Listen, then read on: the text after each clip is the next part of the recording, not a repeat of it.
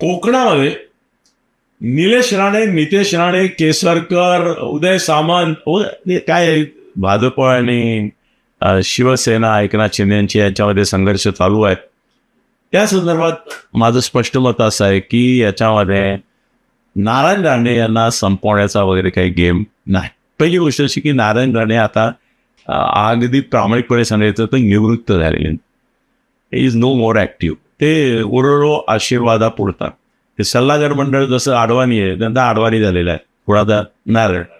आणि ठीक आहे ना, वय परतवे, प्रकृती परतवे, त्यांनी ती भूमिका स्वीकारली, चांगलं आहे. त्याच्यामध्ये त्याला संपवणं हा विषय नाही आहे. ते स्वतःच थांबले आहेत, निवृत्त झालेत एक प्रकारे, अधिकृत घोषणा नाही केली. आणि निलेश आणि नितेश ॲक्टिव्ह आहेत, ते नाणे घालण्याची पताका चालवत आहेत. आणि आपसात जरी भांडल्यासारखे वाटले तरी ते एकच आहेत. म्हणूनच मी बोललो त्याप्रमाणे नितेशने निलेशची बाजू घेतलेली आहे. राणे एक आहेत, एक राहतील.